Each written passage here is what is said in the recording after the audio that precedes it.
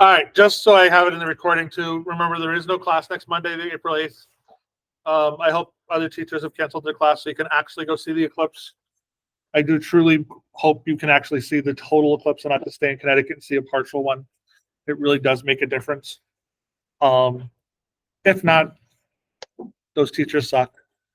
You know, that's the way it works. All right.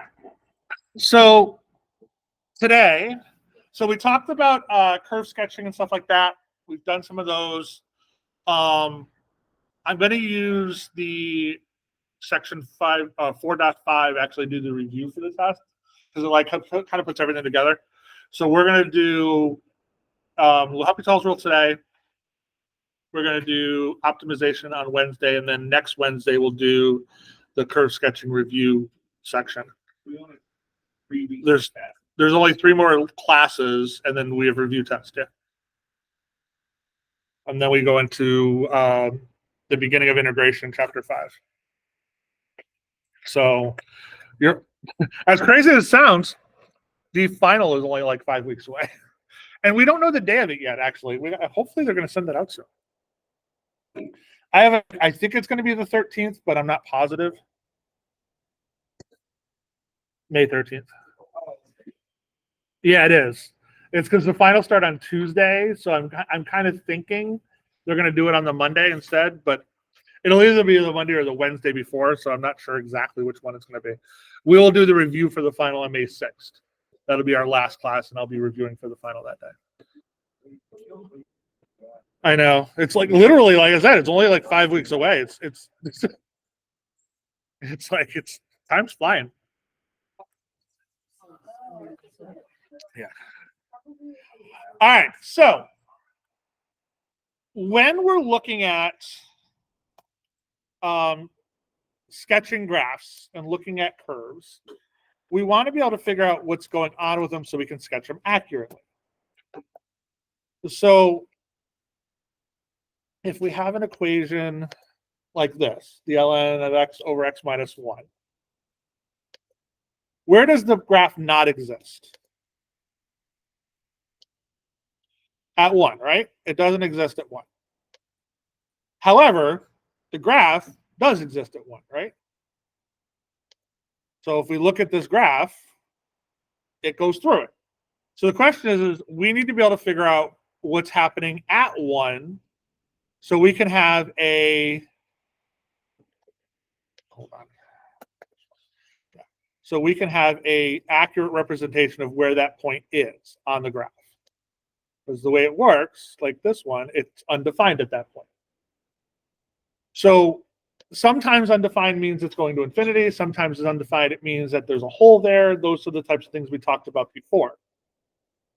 However, in this case, there's no real way for us to figure that out. It's not like we could factor things out, stuff like that. So we need to have another process to be able to do this. So L'Hopital's rule, it's not hospital, even though it's spelled hospital. The S is silent, and there's actually, no, it's an L, and there's actually a little tilde thing above it. L'Hopital's rule basically gives us a method so that we can figure out when there's an indeterminate form. So when we do the limit, if it's infinity over infinity or 0 over 0, those type of things, and we can't use other methods to simplify them, he gave us a way to simplify it.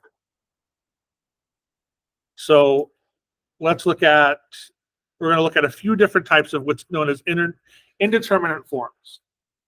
So I should share this page here. So the first two that we're going to look at is 0 over 0 and infinity over infinity.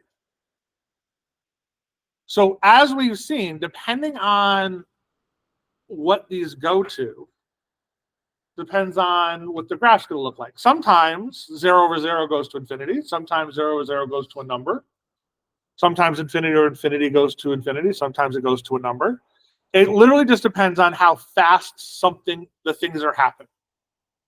All right, so let's look at the first one. So yes, we're going to go back to limits for a little bit. So I have x squared minus x over x squared minus 1. How would we find the limit as that goes to 1?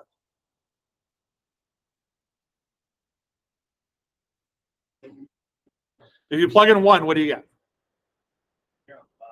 You get 0 on the bottom, and we get 0 on the top. So you get 0, 0. So we can't plug in.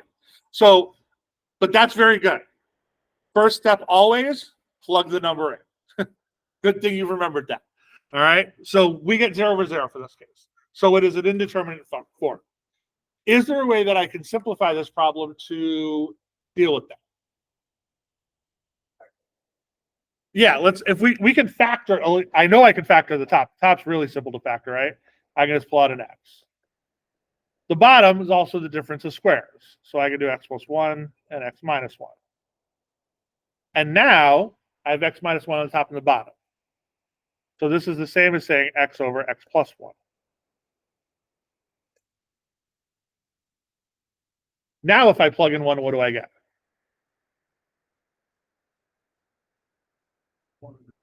So 1/2. So instead of it being 0 over 0, it's actually 1/2. So one of the methods that we learned how to do was factoring or rewriting it algebraically. Okay. What about the bottom?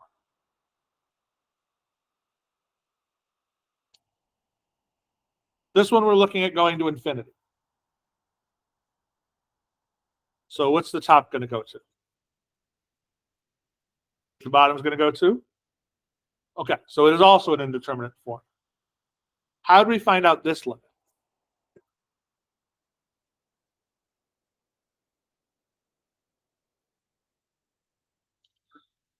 Can we factor it? The top we could factor. Can we factor the bottom? No.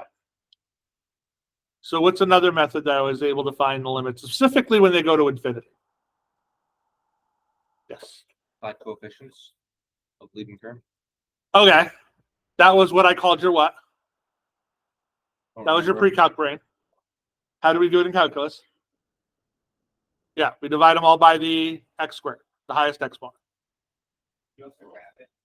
The point of curve sketching is to be able to figure out what things are doing without using a calculator to graph it, because we want to be able to graph it. So that's kind of where we're going with curve sketching. So graphing it, yes, will give you the answer, but kind of defeats the purpose of knowing how to graph it.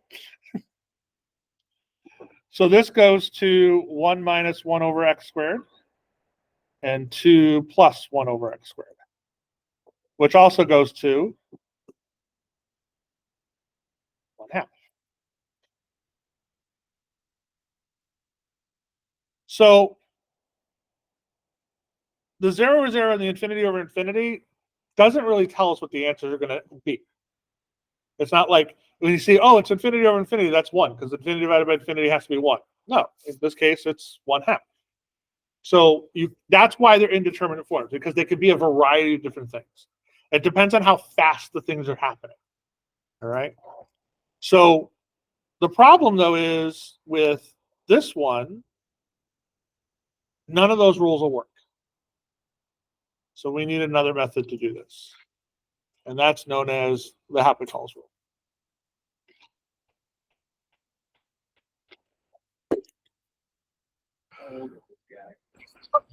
Old. All these guys are dead. Let's see. I don't remember when he was around. Let's see. Let's see if they should have it in the book. L'Hopital was around 1661 to 1704.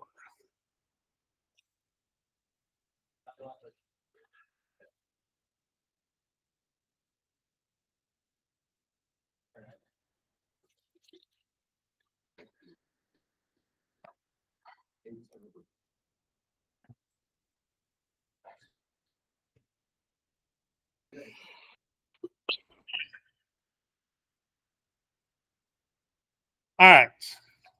So his rule states, as long as f and g are differentiable, so as long as we can take the derivatives of them, and the derivative of g of x is not 0, because that's going to be on the bottom, and we can't divide by 0.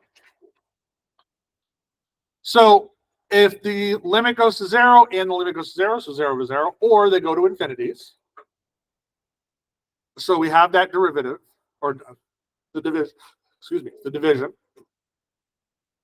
Then we can take the derivative of the top and the derivative of the bottom. Notice we are not using the quotient rule. We are taking the derivatives of each one independently. If we find the limit of that, it also tells me what happens to the original problem. Okay, so we can take the derivative of the top, the derivative of the bottom, and find the limit of that, and it will still work the same as finding the limit of the original problem. That's for the limit. Yes, it doesn't matter what the limit's going to. It can be going to any value.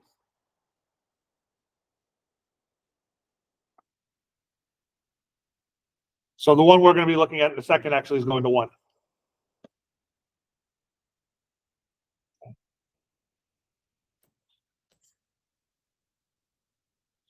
All right.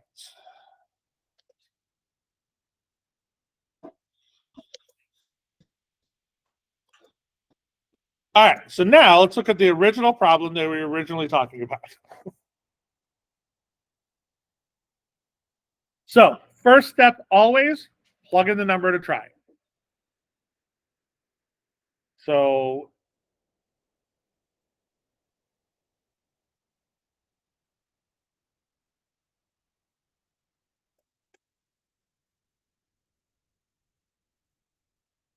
not now. So if we plug in 1, we get ln of 1 over 1 minus 1, which is 0 over 0.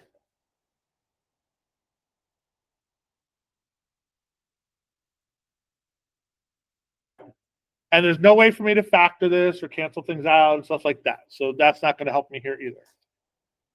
So let's use the L'Hopital's rule.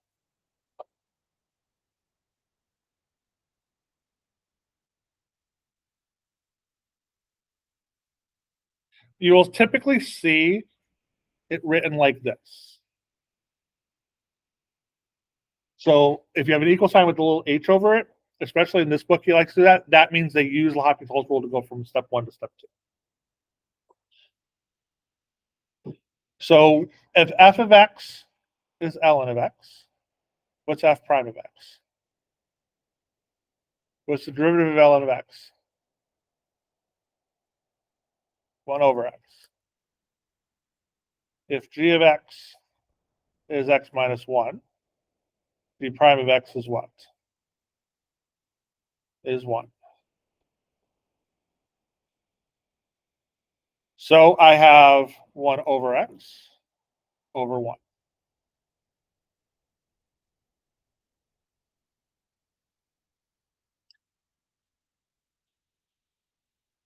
If I plug 1 into this, what do I get? I now get 1. And that's the limit.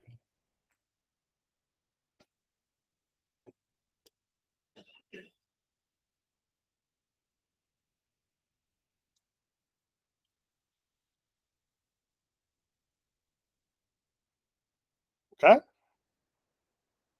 So we took one that was an indeterminate form. We used this rule, L'Hopital's rule, to actually come up with my limit. And when we looked at the graph,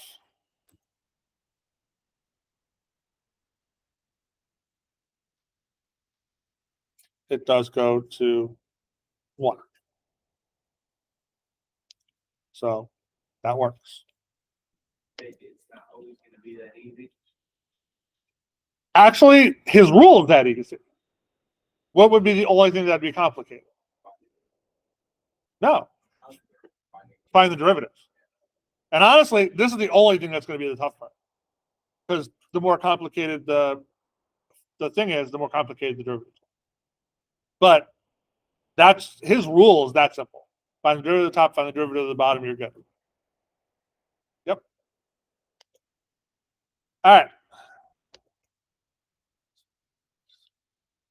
Do this one.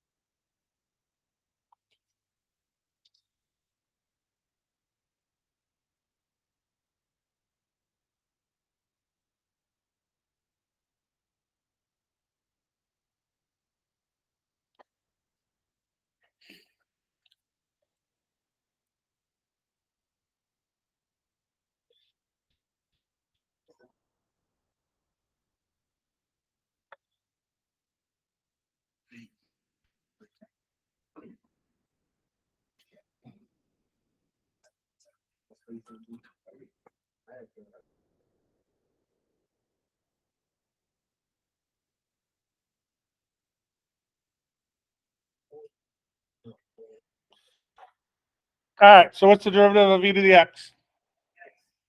What's the derivative of x squared? Okay. So I have e to the x over 2x.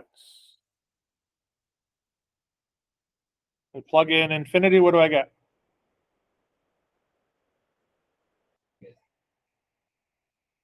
Correct. I do it again. Oh. I can do it again. Because it doesn't matter how many times. Nope. Because they're all. Yep. Never. It's like because once you find the derivative of something, I can find the derivative of that. That just now becomes the original problem. So you can keep doing L'Hopital's rule until you get to a point where you have a good answer. So what's the derivative of e to the x? What's the derivative of 2x? It's 2.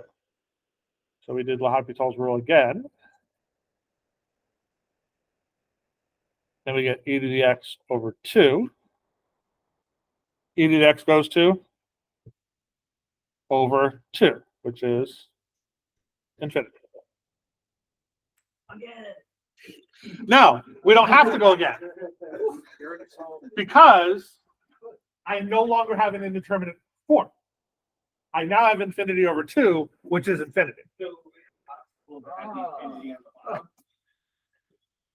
Yeah. Yeah. Like if I had 2 over infinity, that would be what? No, that'd be 0. You're dividing by an insanely large number, which gives you 0. Right. Because again, remember, we had this long conversation in my Calc 2 class because we're doing series, which goes back to doing limits again. And they're like, well, infinity over infinity would be like, or 0 over infinity would be things like, it was like those kind of concepts. So it's like, no, you're looking at it as it's going to that thing. So it's 2 over infinity isn't 0. It's 2 over as we're getting close to infinity that goes to 0. So in this case, as we're going to infinity on the top, infinity divided by 2 is going to infinity. Yeah. Yeah. We're doing that, though, to be able to find what's happening to the graph at that point. So because you're going to get values that, remember we were looking at the critical numbers. The critical numbers are where the derivative exists. It comes out to be 0 or it doesn't exist. Where it doesn't exist, we have information there. What's happening to the graph at that point? Do I need to put a hole there? Do I need to put an asymptote there? That's where this stuff comes into play because we're looking at it as it's going to that point. What's happening? In this case, we're looking at basically the end behavior of this one. E to the x over x squared goes to infinity because e to the x is growing faster than x squared is. Therefore, it's going to infinity. If x squared was growing faster than e to the x, it would go to 0. So that's why we can't make that determination from the original thing. We need to start looking at, and that's where the L'Hopital's rule comes into play. It's looking at breaking it down a little further. Okay, what's happening as we're going further and further out? All right. Do this one.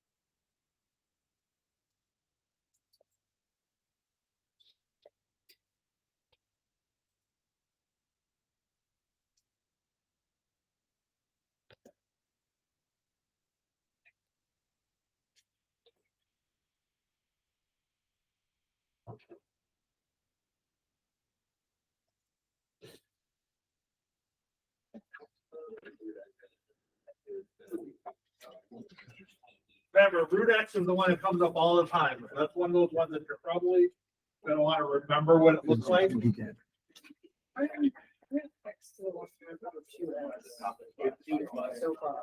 Maybe. I had zero. I don't know if that's. I must have. Wait, so I would do derivative of the top and the bottom. So it's one over. So I did one over x. The bottom derivative is one over that, which can be simplified. Okay, just simplify that to So- two x. Two x. Oh, You do X one half, X minus one half, which is on the bottom. yeah. The negative one half is it's flipped. Wait. Negative one half, and you gotta get rid of. Well, I did, negative power sign. Yeah. So that goes to the So bottom. it goes to the top, because it's on the bottom. Oh, I see what you did. Okay. So then that's why that's the one half, two X. Okay. I didn't even think about that. I totally Right? blew that. No, you. Wait, so one over x, so it's one over x, that's, and over, yeah, the root, so one over, oh, so it's just over two, oh, and the x to the half goes to the top, you're saying? Right, so it's the one half with the X to the. Okay, so, and the two's gonna stay on the bottom, and Right. then we'll multiply times radical x equals radical x over two x. What? No, That's- wait, that's what you have, That's what I have. yeah. wait, But I don't know where to go from there. oh, then you take the derivative again. You think? So the derivative of the top thing is, 1 over 2 radical x. The derivative of the bottom is just 2, which should just give us 1 over radical x, which is 0. Oh, that's what I had before. It's the same answer, 0.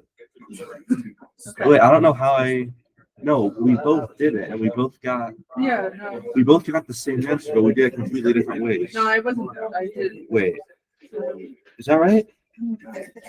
So it's 1 over radical x, which is, should just be 0.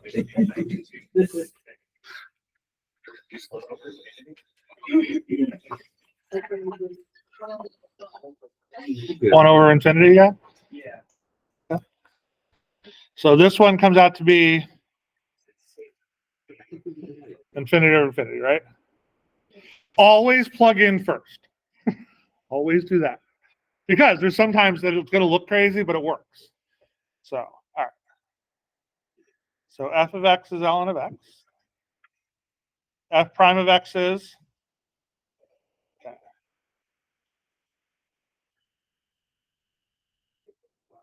This is x to the 1/2. So g prime of x is 1 over 2 squared of x, or actually I'll write the So much what, the 1 over 2 squared of x? Well, yeah. And that's why I said this is one that you should remember, because this one comes up a lot. So you shouldn't have to go through into the power rule, just literally go right from there to there. So, all right. So let's see what we got. 1 over x over 1 over 2 squared of x. So if I plug in infinity to this, I get 0 over 0. Okay, that doesn't help me. So what'd you guys do? Keep going. All right, if you did it again, what's the derivative of 1 over x?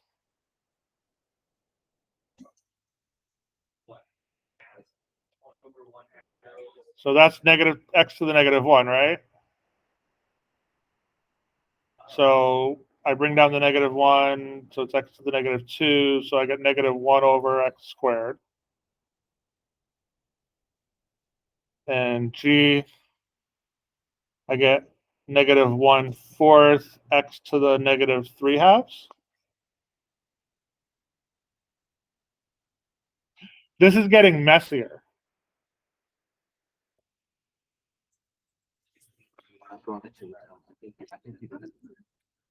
Where did I lose you? How did the F prime, the second prime is 1 half over x equals negative x over to the negative second power. Yeah, because we bring down, so it's, remember, this is x to negative 1, right? So you bring down the negative 1, you subtract 1 from the x1 again. Right, okay. That's where that came from. This one's just messy.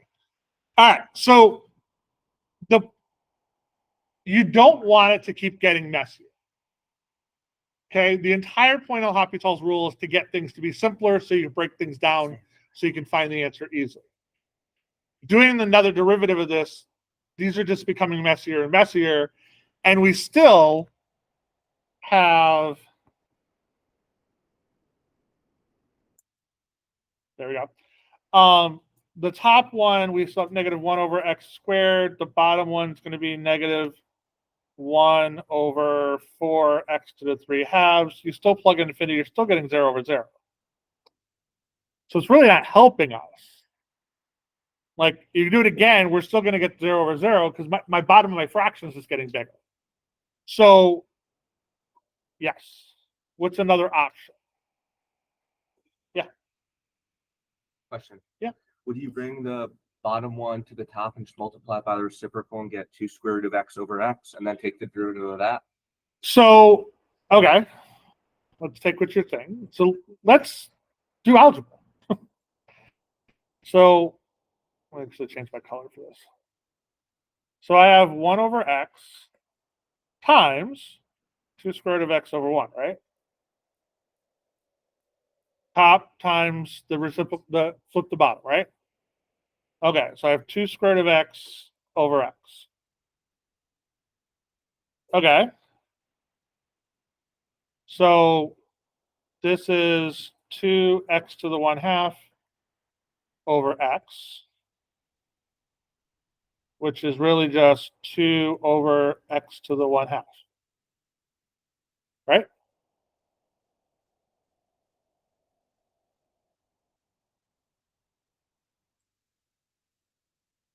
So now I have the limit as x goes to infinity of 2 over the square root of x,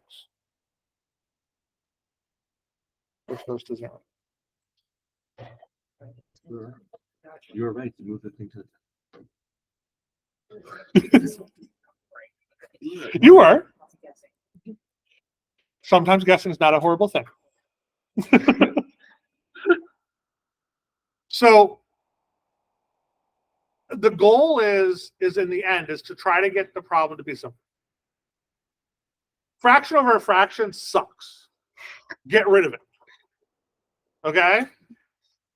First of all, they're both going to go to 0 when you're plugging in infinity anyway, so that's not going to help me. Second of all, I have a fraction over a fraction. Like, I don't want multiple fractions. So you use algebra to get rid of it.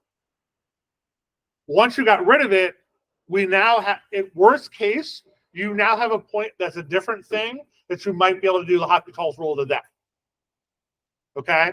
In this case, we end up getting 2 over the square root of x, which makes my life a lot easier. Because then I can just plug in my infinity right from there and I'm done. Yes? I don't know if I'm like forgetting my algebra or not, but isn't 0 over 0? I don't have 0 over 0. The top, Oh, at the very beginning? yeah. No. First of all, I can't divide by 0. So, no, it's not 0. Okay. I'm going to give you my wonderful cookie example. You have a cookie jar. Okay. There's 10 cookies in the cookie jar. Okay. Every time you reach into the cookie jar, you're going to take out 1 cookie. How many times can you take out 1 cookie? 10 times, because 10 divided by 1 is 10, right? Good. Every time you reach into the cookie jar, you're going to take out no cookies. How many times can you reach into the cookie jar? Not 0. All right. So that's the problem. We can't divide by 0 because it's indeterminate. We don't know what's going on at that point. Okay, it's not 0. If it was 0, life would be way easier. Like, we could just plug a 0 in for a lot of things and be done with it.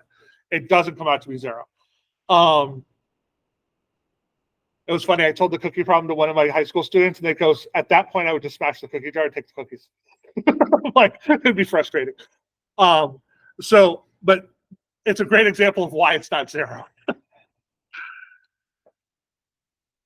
And that's why we need to start looking at the limits and figure out what's happening as we go to those things. Okay.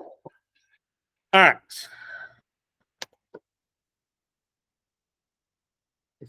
Take an infinite number of cookies. They're all mine. All right. As I said, these problems only get harder due to what is involved in the derivatives. Like this one.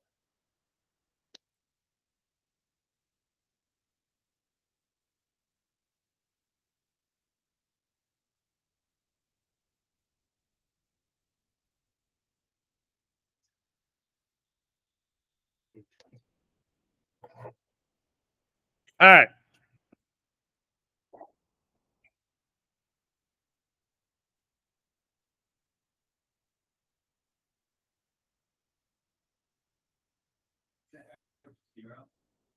Yes. Yep, we're going to zero for this case. So tangent of zero is 0 minus 0 is 0. 0 to the third power is 0.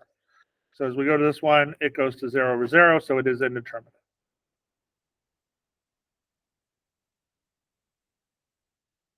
All right, so what is the derivative of tangent x minus x?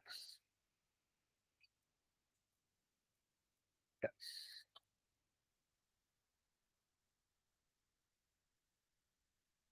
And then what's the derivative of x to the third?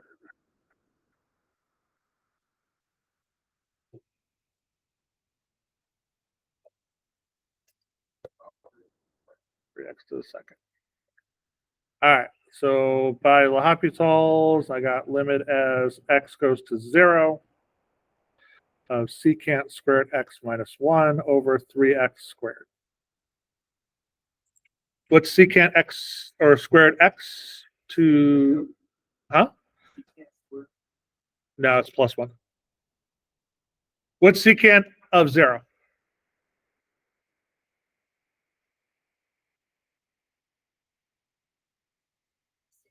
You can use a calculator. It's 1. Secant of 0 is 1. Because secant is 1 over cosine. And cosine of 0 is 1.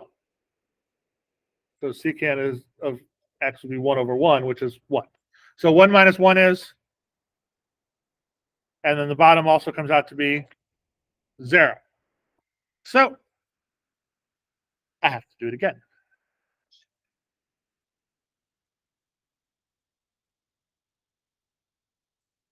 So this one's easy. That's 6x. What's the derivative of secant squared x?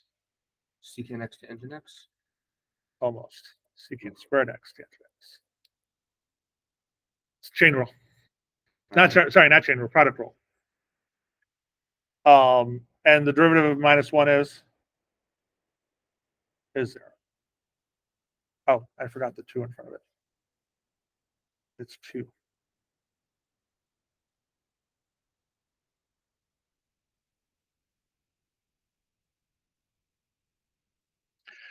Yes, and so the product rule, you have to do the product rule. So the derivative of secant x is secant x tangent x. But you have secant x tangent x plus secant x tangent x, which comes out to be that. Yes. Oh, actually, you know what? They did the chain rule for this one, not the product rule. So the derivative of that is tangent x. And then, so the derivative of just secant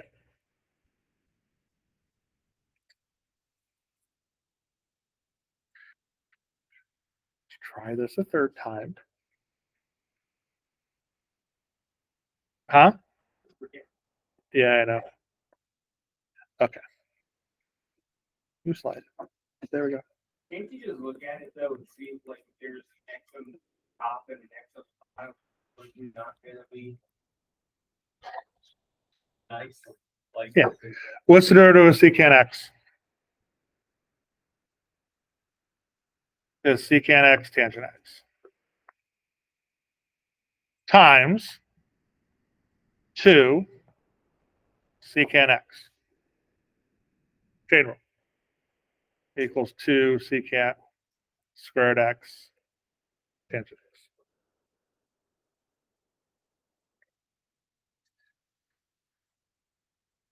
Okay.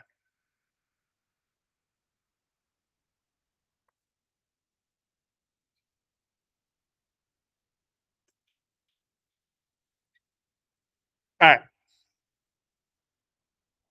So I now have of 2 secant squared x tangent x over 6x.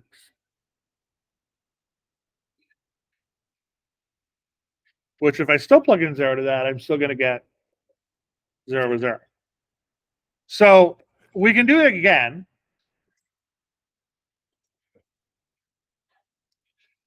Except the top gets a little bit more messy.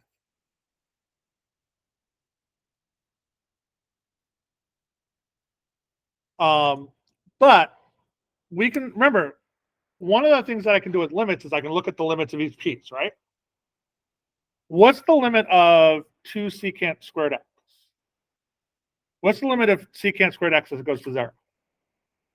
1. So I can take that part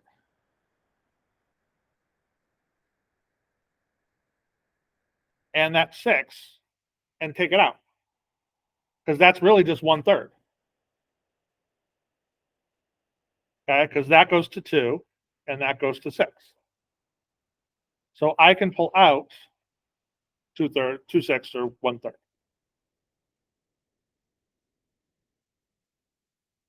And then I'm left with, oh, I just changed my color.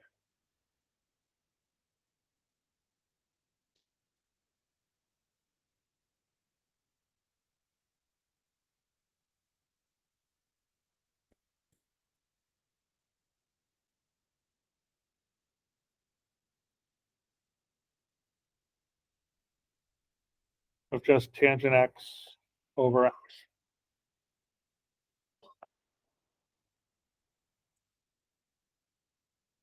Now I still can't plug in 0 to that, right? No, but I could take the derivative of that, and this one won't be that bad. This one won't be that crazy.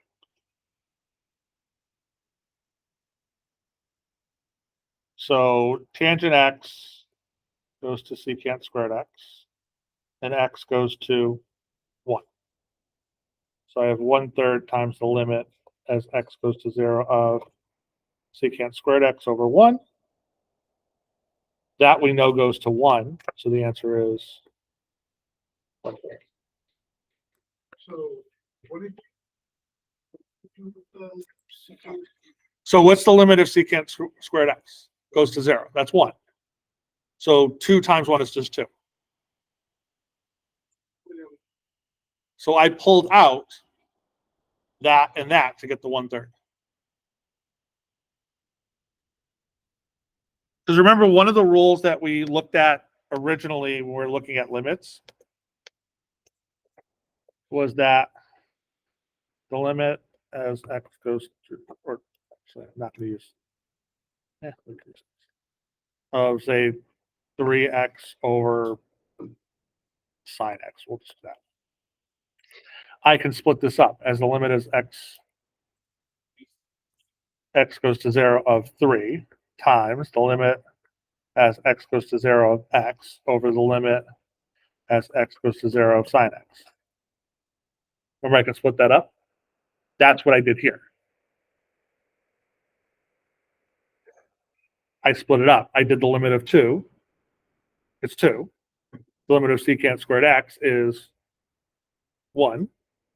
The limit of tangent x I can't do, so I left that. The limit of 6 is 6.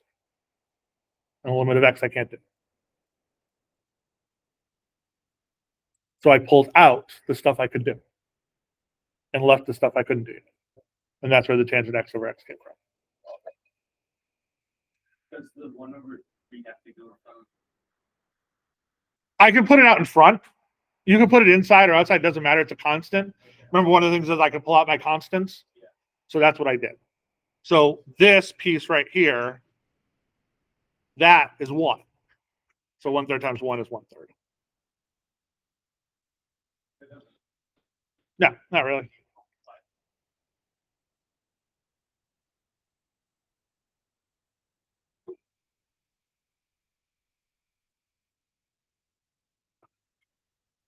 All right. So you can see how L'Hopital's rule helps you break things down, but it's not the complicated part isn't L'Hopital's rule. It's the other stuff that you might have to do to manipulate the problem to finally get the answer. All right.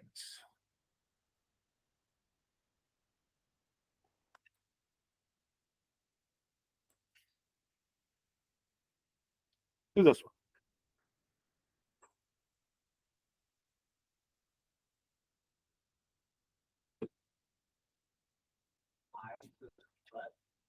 Yeah.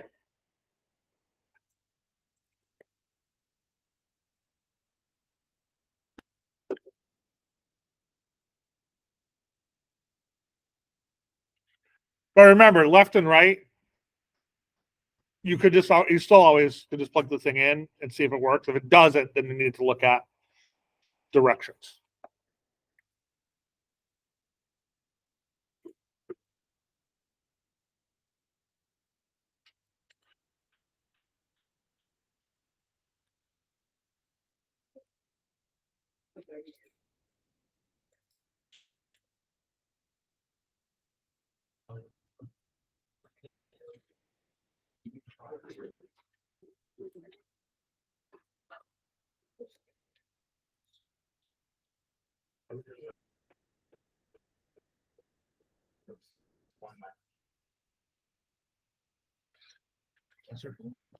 Okay, so I took the derivative of each that's negative cosine just sine of 1, 0. So it gave me cotangent. So I'm on the right track, and now I just buy into this cotangent cosecant today. Wait, I think it continues.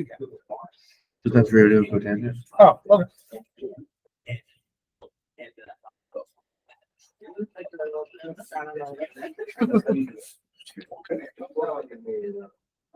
You did your derivatives, right? Oh, good.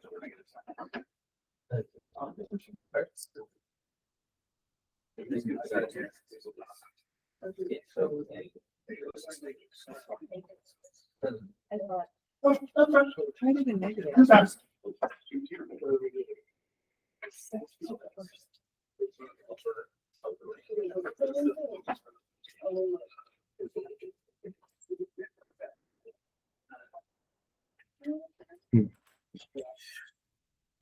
What do you get, Lucy? I don't know what the pi of the negative is. Just approaches pi from the negative side. That's it? So think it so. just becomes like 1/0, which equals 0. I don't know. So this is what I did. I don't quote me because I'm usually wrong. So I did the sine. The derivative of sine x is cosine x, and 1 derivative of 1, 0, and derivative of negative cosine x is sine x. So it's giving me cotangent x. So I think you just plug pi into that. Or, wait, what if we have tangent of 3.14 and 1 divided by answer? So the answer should just be this. Maybe. Sine I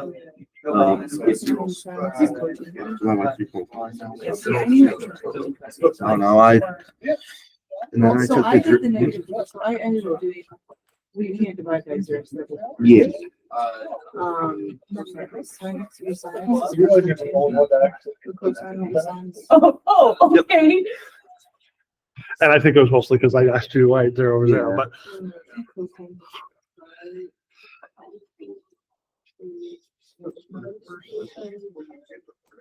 Wait, so what's the tangent of pi? The tangent, wait, so pi is right here. It's here. So that's -1, 0. So the tangent is 0 over -1 equals 0. So the cotangent is 1 over that, which is undefined. Okay, so do we have to take the derivative of that to get? Yes. That's why I had a rigid. Okay, Professor, what's the derivative of cotangent? The cotangent cosecant? Huh? What's the derivative of cotangent? The cotangent cosecant? I'd have to look it up. Honestly, I don't know that one off the top of my head. Oh,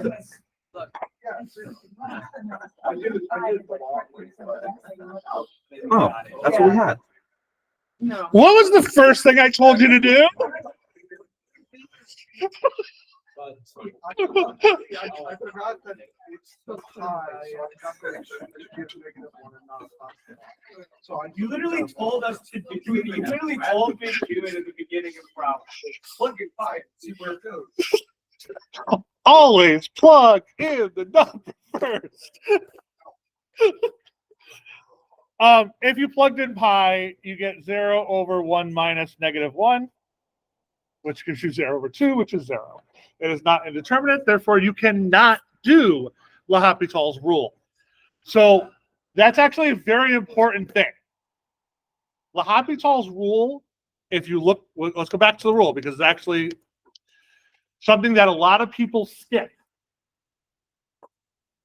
This has to be true for this to work. Okay? So in this problem, I do not have 0 over 0 or infinity over infinity. Therefore, L'Hopital's rule does not work. Correct. So if you had gotten cotangent or cosine over sine, and you plugged in pi to that, you'd have gotten infinity. Or maybe negative infinity. I can't remember the direction for cosine of pi. Or cotangent of pi goes to negative infinity, I think. Which doesn't work because you cannot do L'Hopital's rule in the first part. Okay? This is why every single problem that we have done so far, the very first thing I did was plug in the number.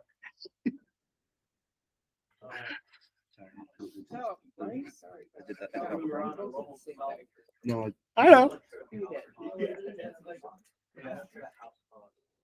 And then when you walked around the room, like, obviously it's gonna be more to it. But there was. I literally wanted to see if anybody, and in all honesty, she was the only one that actually ended up getting it. And I think it was mostly because she had wrote 0 over 0, and I'm like, how'd you get 0 over 0?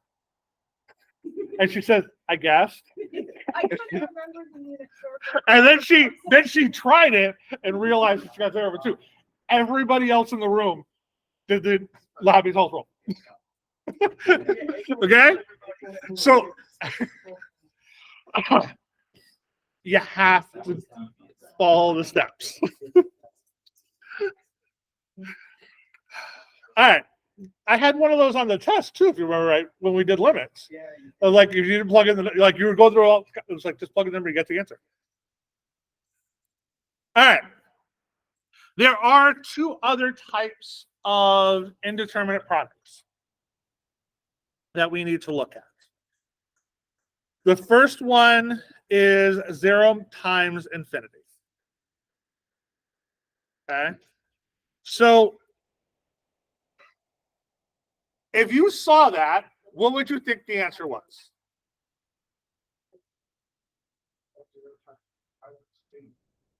Because technically 0 times anything would be 0, right?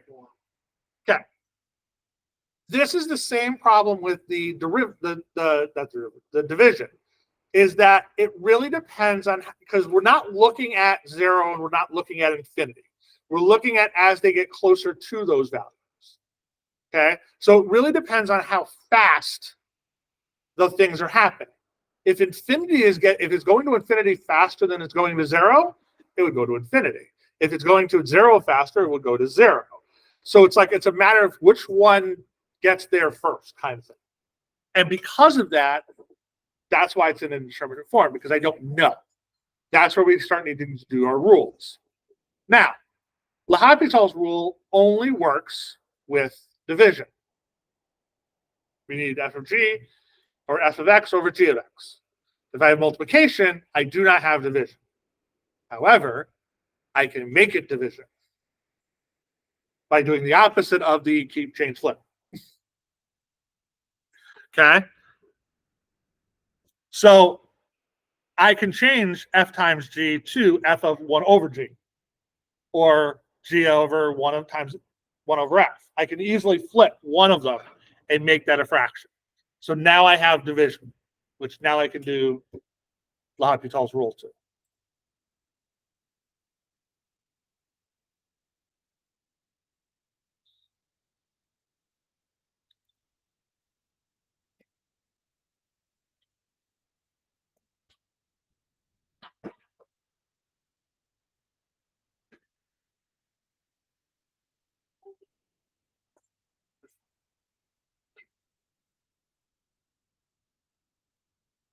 This feels like.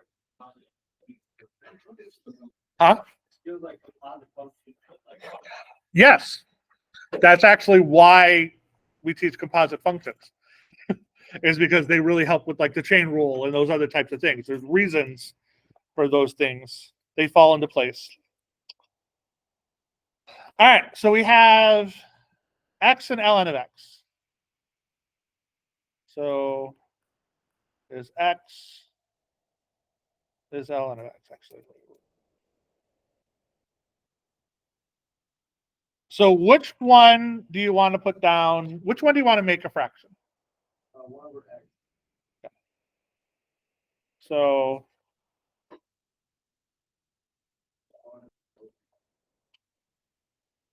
You could choose anyone. yeah, so I could have done that, or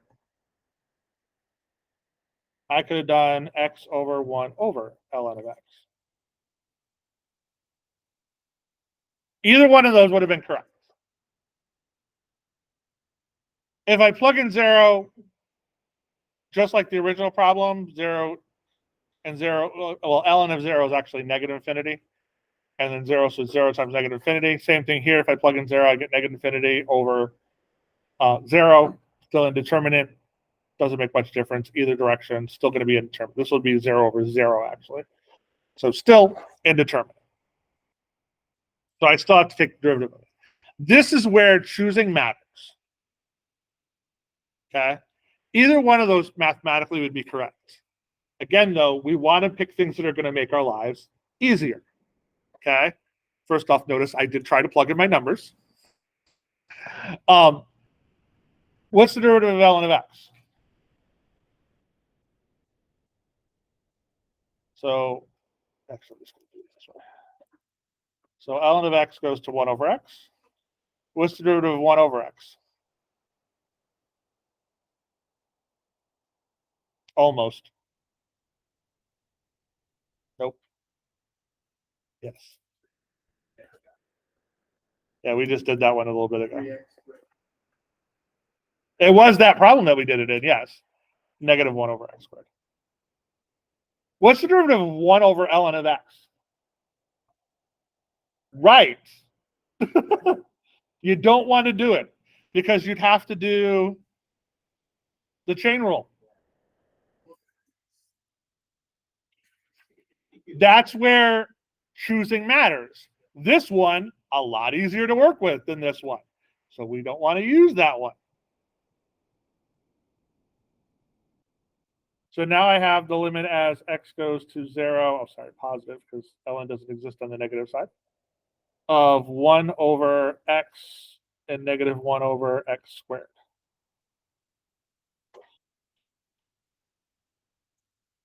All right.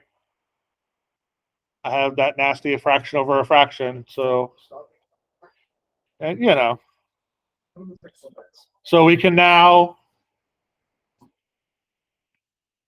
so I have 1 over x times negative x squared over 1.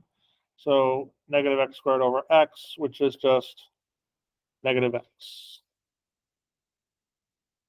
So I have the limit as x goes to 0 from the positive of negative x, which goes to 0.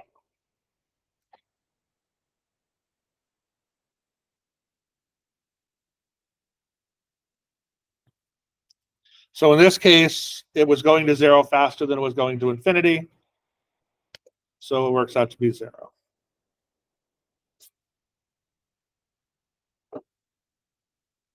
So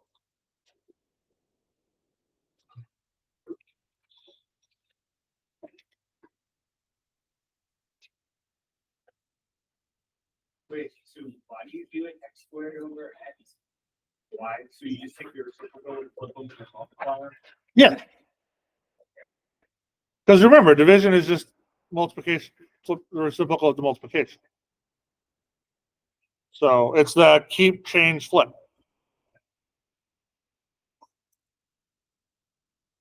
Because you kind of remember that the piece that most people forget when they look at fractions is that a fraction is really just the division sign. We just don't think about it that way a lot. So it's that. So you just flip it over.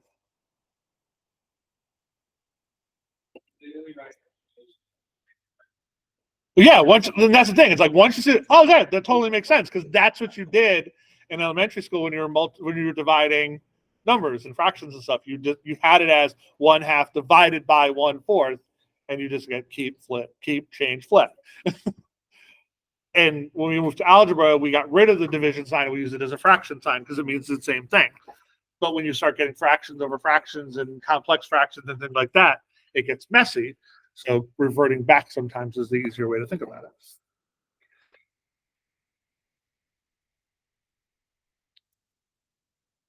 All right.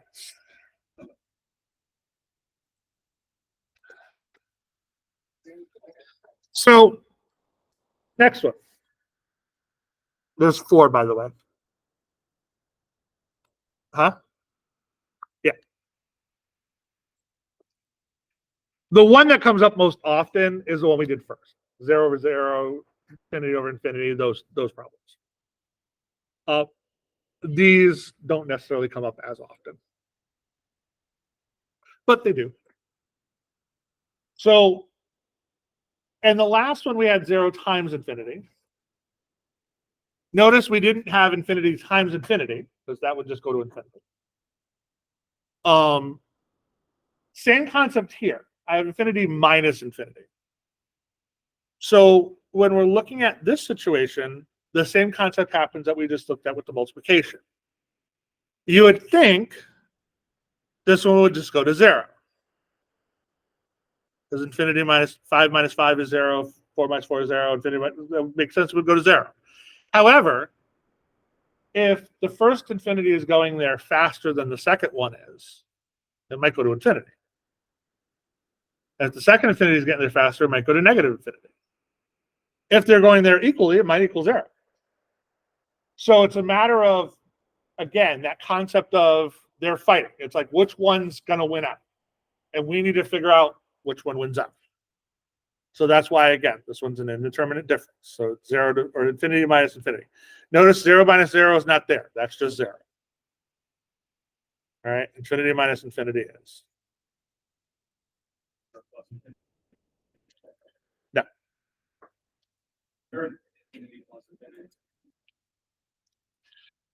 All right, so we've got our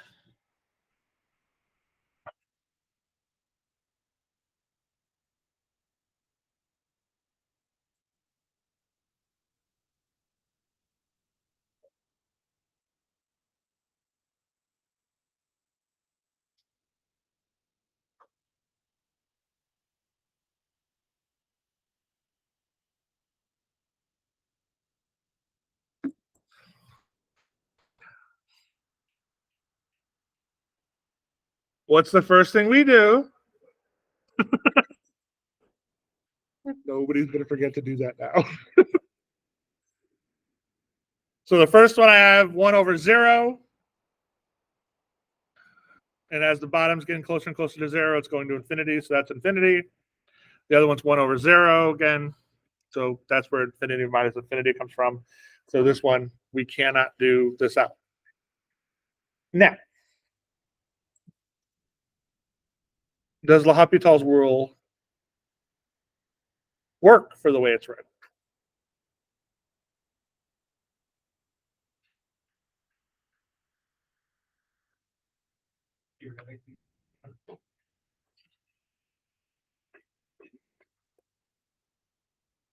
What do you mean by?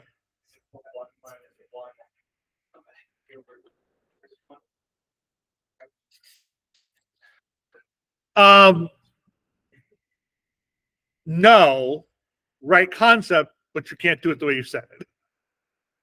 So I want one fraction. So I got to combine my fractions. How do I subtract fractions? I need a common denominator. So my common denominator in this case is going to be ln of x times x minus 1. What's my numerator going to be? Right. I got to.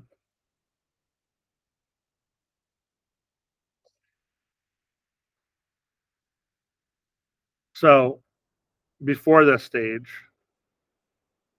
we have x minus 1 over ln of x times x minus 1 minus ln of x over ln of x minus 1.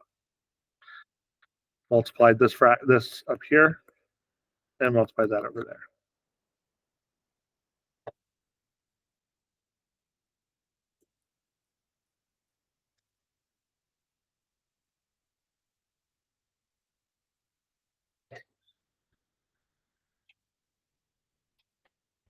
All right, so now I have the limit as x goes to 1 from the right of x minus 1 minus ln of x over x ln of x minus ln of x.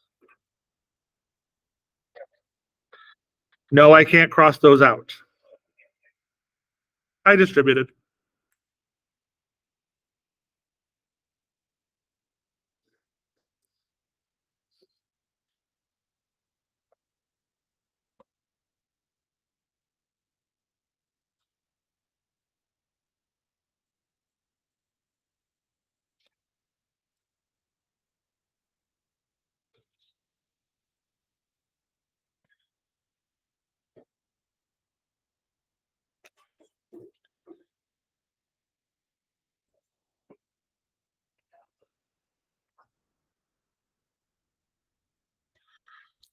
All right.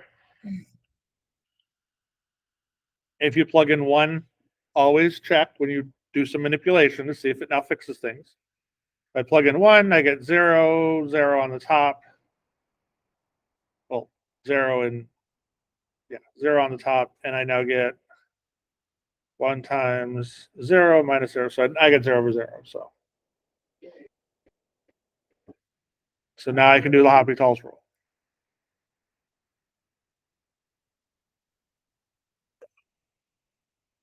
All right, so what's the derivative of the top? What's the derivative of x?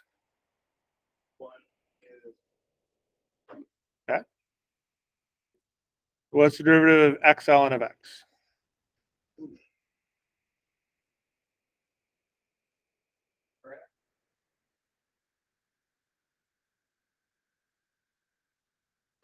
Well, no, we got to do the product rule. So it's x times 1 over x, right? Plus ln of x. Okay, so that just becomes 1. So I have 1 plus ln of x minus 1 over x.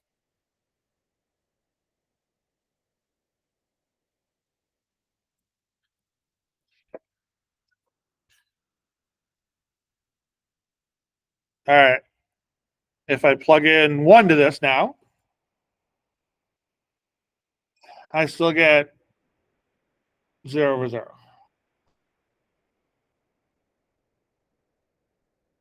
All right. What's the annoying part of this problem? Well, so before we do L'Hopital's rule again, we might have to. Before we do it again, let's see if we can simplify the problem that we have. Okay. So we now have fractions over fractions and stuff like that. That's going to be annoying, right? So how can I get rid of them in this case? I have 1 divided by x on the top, 1 divided by x on the bottom. So what can I do to the top and the bottom of the fraction to get rid of the 1 over x? What can we do to a fraction that doesn't change the fraction? I can multiply the top and bottom by the same thing, right? Or divide the top and the bottom by the same thing. What happens if I take this problem here and I multiply the top and the bottom by x?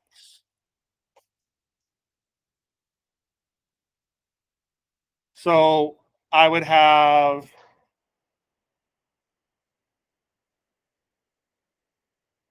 x minus, what's x over x? Because it's 1, right?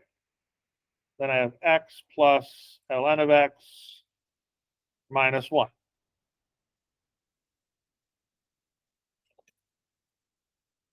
Right? Oh, x ln of x. I did this 1x.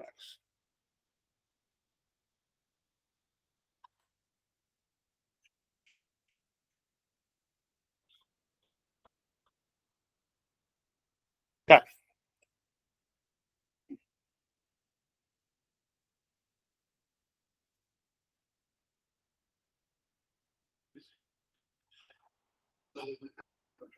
All right. If I plug in 1 again, always try to plug in 1. I get 0 on the top and 0 on the bottom. Okay. So still there. But doing L'Hopital's rule on this is going to be a lot easier than doing it as 1 minus 1 over x. Okay. And that's where that algebra piece comes in. It makes doing that extra step, yes, we probably still have to do the L'Hopital's, but it definitely makes it easier. So x minus 1, the derivative of that is just what? Derivative of x is 1 plus the derivative of ln of x, x ln of x is 1 plus ln of x. And the derivative of negative 1 is 0.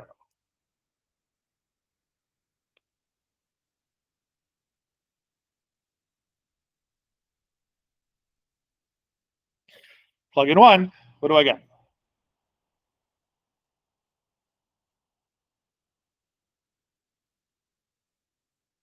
Okay.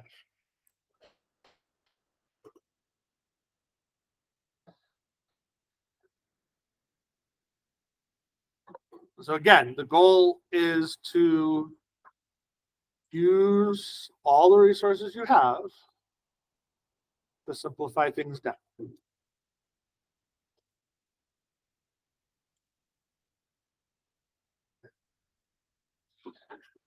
So in this one, we used L'Hopital's rule twice, and we used algebra twice, actually.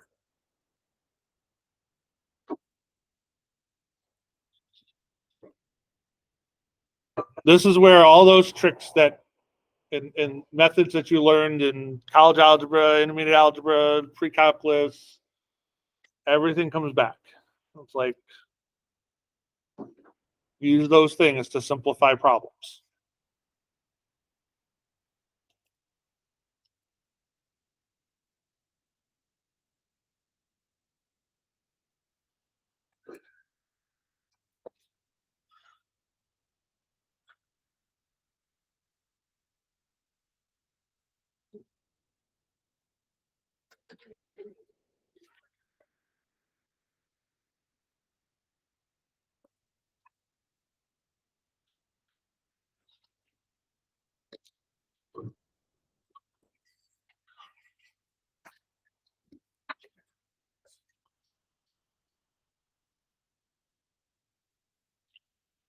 All right, what do I get if I plug in infinity? Infinity minus infinity. Okay, so it's an indeterminate form. Okay, can I do L'Hopital's rule on it as it's written? Why? Very good. Okay. So how am I going to make it a fraction?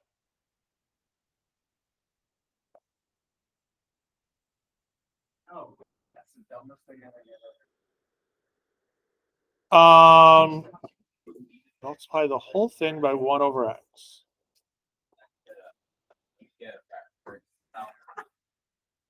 You ask it politely, get a nice big change.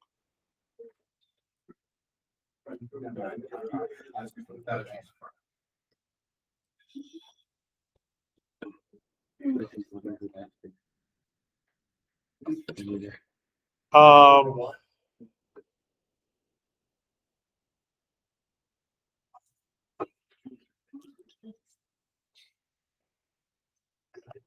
if I multiply the whole problem by 1 over x, I change the problem.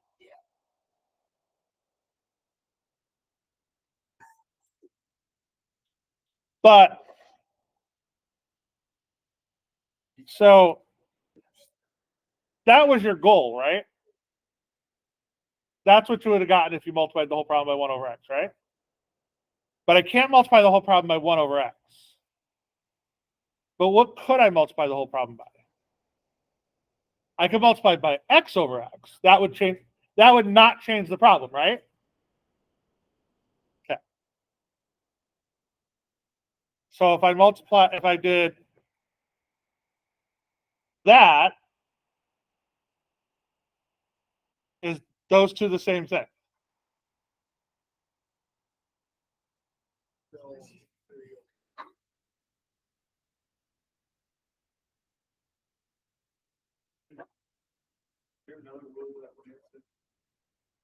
No, that's right. Is this equal to that?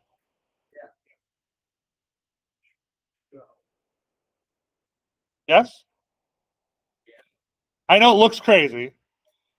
There's a reason I didn't say, here, try this. Because in all honesty, I didn't think anybody was going to come up with multiply by x over x. Because it literally would, like, okay, I'm multiplying it by 1. How's that going to change the problem? So the concept of multiplying it by 1 over x actually wasn't a horrible idea. Because that gives you a fraction. All right? Our goal is we need to get a fraction somewhere. Now I have multiplication, right? Okay. So I now have, actually, I'm just going to rewrite this. It's fine. I now have the limit as x goes to infinity of x, e to the x over x minus 1. Correct? Okay. So remember what I said about my limits. I can split this.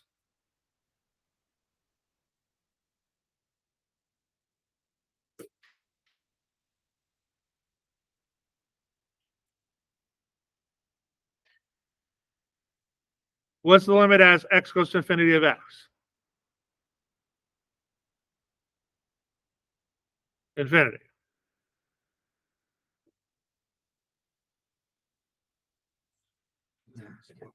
What's the limit of e to the x over x as it goes to infinity? Infinity over infinity. But we've done this problem.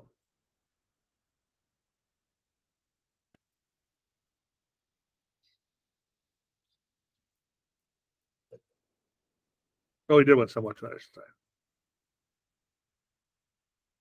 E to the x over x squared, which was the same thing as saying e to the x over 2x. So if I pulled out the 2, hey, there I have e to the x over x, which goes to infinity. We've already proved that one.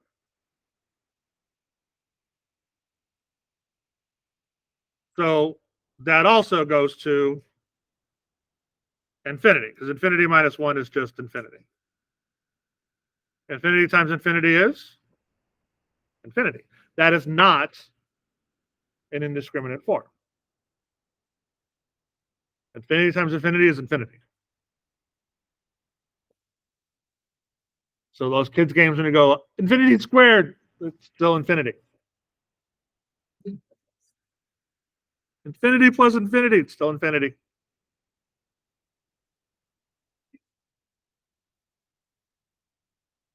Okay, so that was just going to infinity. It just goes to show, like, the only reason I even showed this one is that sometimes your manipulation you have to get creative with. Okay. As long as what you're doing is mathematically correct, you can get creative. The only thing you can multiply problems by or divide them by is the same thing. It has to be 1. So x over x is 1. 1 over x isn't. But that kind of gave us the route we wanted to go. Okay. All right. 3 down, 1 to go.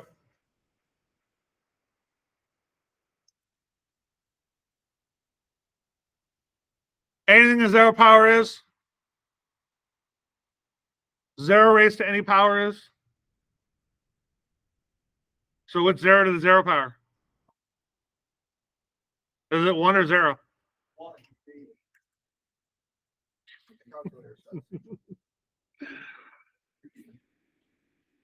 isn't to the 0 power just say divided by 3? No. No. That's logs. Well, yeah, but I mean, like. So, no. So, 0 power is just 2 divided by 2. no. Well, oh, yes. So you can think about it that way because it's 1 minus 1. So, yes, you could think about it that way. So, okay. So the way you're going, yes, it would be just 2 divided by 2. So 0 divided by 0 is still undefined, right? So, yes, that, okay. I now know how you're thinking about it all depends on how your teacher taught it to you. I always taught it as it was divisions. So, like, if you had 3 to the 3rd power, it's 27. 3 to the 2nd power is 9. And then, like, you go, okay, the only possible way to do this would be what the number or 1. So it's same concept, though. All right. So 0 to 0 power, we can't figure out. Infinity to 0 power. Same concept, right? Is it 1 or is it infinity? It goes same thing with like infinity divided by infinity, which isn't an indeterminate factor. 1 to infinity. And remember, you're looking at these as it goes to that one. So 1 to infinity. Now that is 1. Or No, it's still indeterminate.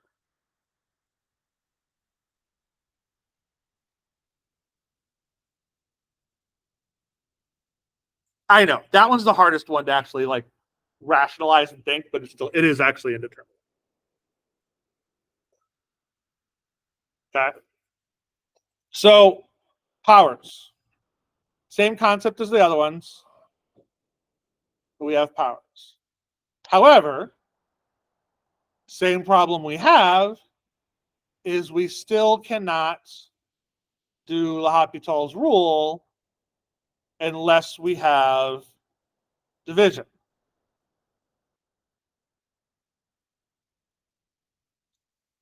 His rule only works when you have division. So, how can we change this so that we have division?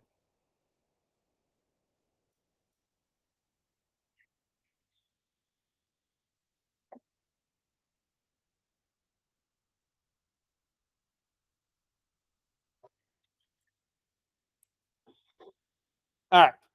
So let's look at the function first. What's the most annoying part of this function, other than the fact that I wrote it on the board and we're doing this in math class?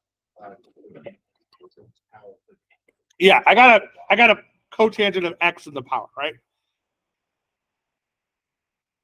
Yes. So if I plugged in 0, I get this one is 0 over. Well, actually, it's 1 to the 0. No, it's 1 to infinity, actually. The cotangent of 0 is infinity. Yeah. All right, so this is 1 to the infinity power. So the cotangent of x is really what's causing me all this trouble. So how can I get rid of the cotangent of x? I get x to the cotangent of x in the product. I get out of here what rule it is.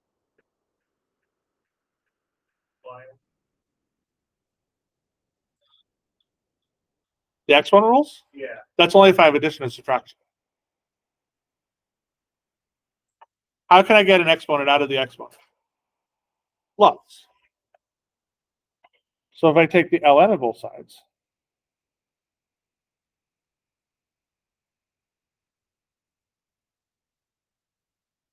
this now becomes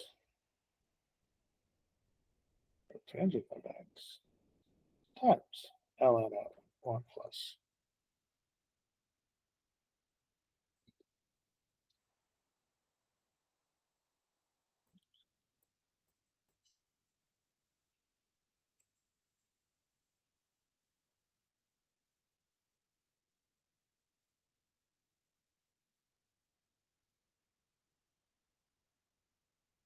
All right, I still don't have division though.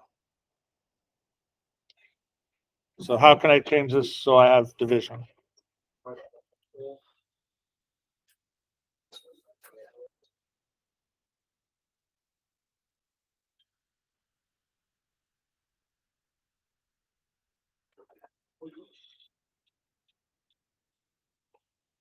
always goes back to the hard part's not the new rule I teach you. It's the algebra and all that other stuff. What's cotangent of x?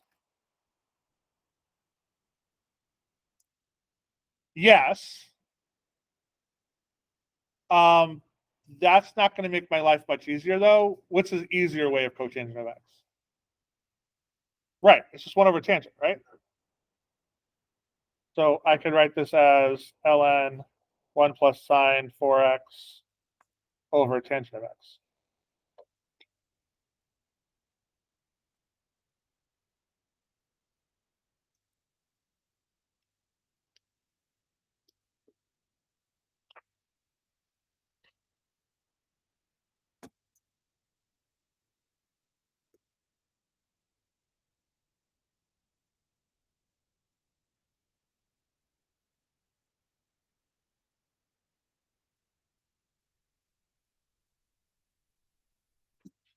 All right. Now we have division, right? So now we can do L'Hopital's rule. So I have the limit as x goes to 0 of ln of y equals the limit as x goes to 0 from the right of ln of 1 plus sine 4x over tangent of x.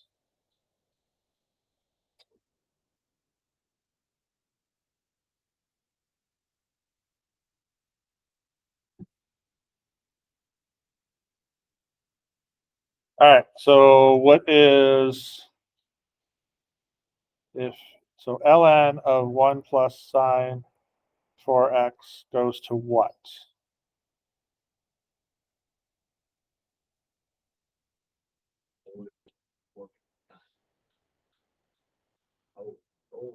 All right, so the inside goes to 4 cosine 4x. But now what's the derivative of ln? 1 over. So it's over 1 plus sine 4x. All right. And tangent of x goes to what?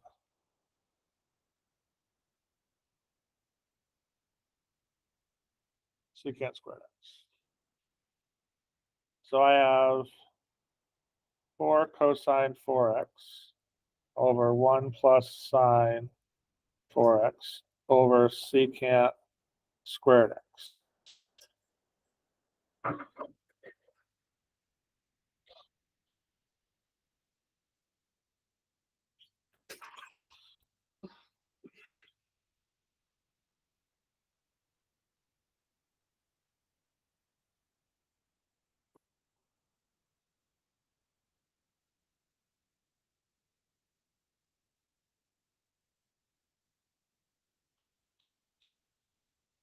All right, so if I plug in 0, I get Cosine of 0 is 1. 1 times 4 is 4. Sine of 0 is 1 plus 0 is 1. Secant of 0 is 1.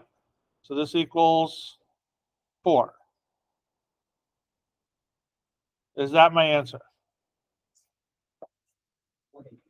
Because this is the power of law. Ah, very good. The limit as x goes to 0 of ln of y is 4.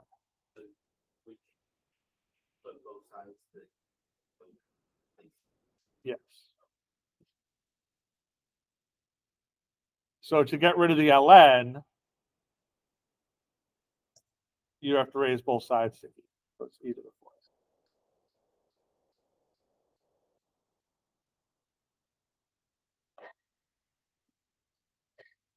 So my original limit goes to e to the 4th.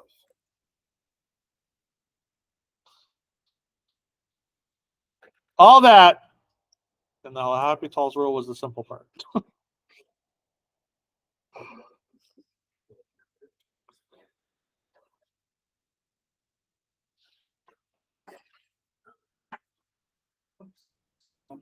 It does. So, what are the key takeaways from today? Very good. Always plug in the number first. So that's one. And what's the second thing that you?